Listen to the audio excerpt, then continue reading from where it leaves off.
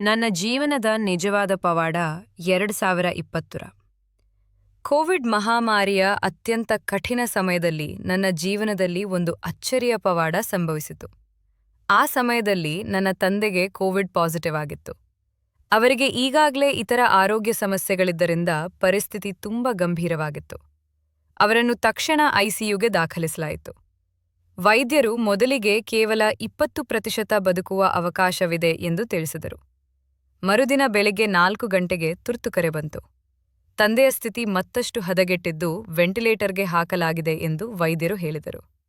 ಕುಟುಂಬಕ್ಕೆ ಕೇವಲ 5% ಅವಕಾಶ ಮಾತ್ರ ಇದೆ ಎಂದು ತಿಳಿಸಿದರು. ಆ ಕ್ಷಣ ತುಂಬ ನೋವು ಮತ್ತು ಭಯದಿಂದ ತುಂಬಿತ್ತು. ಆದರೂ ನನ್ನ ತಾಯಿ ಮತ್ತು ನಮ್ಮ ಕುಟುಂಬ ಶ್ರೀ ಗುರು ರಾಘವೇಂದ್ರ ಸ್ವಾಮಿಗಳ ಮೇಲಿನ ನಂಬಿಕೆಯನ್ನು ಕಳೆದುಕೊಳ್ಳಲಿಲ್ಲ. ಉಪವಾಸ ಮಾಡಿ ನಿತ್ಯ ಪೂಜೆ ಮತ್ತು ಪ್ರಾರ್ಥನೆಗಳನ್ನು ಮಾಡುತ್ತಲೇ ಇದ್ದರು.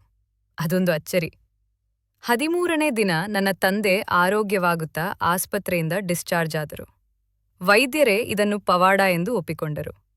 ಆ ಕ್ಷಣ ನನಗೆ ಸ್ಪಷ್ಟವಾಗಿ ತಿಳಿಯಿತು, ಇದು ವೈದ್ಯಕೀಯ ಪ್ರಯತ್ನಗಳ ಜೊತೆಗೆ ನಡೆದ ಶ್ರೀ ಗುರುರಾಯರ ಕೃಪೆಯ ನಿಜವಾದ ಪವಾಡ ಎಂದು. ಗುರು ರಾಘವೇಂದ್ರ ಸ್ವಾಮಿಗಳ ಕೃಪೆಗೆ ಶರಣು.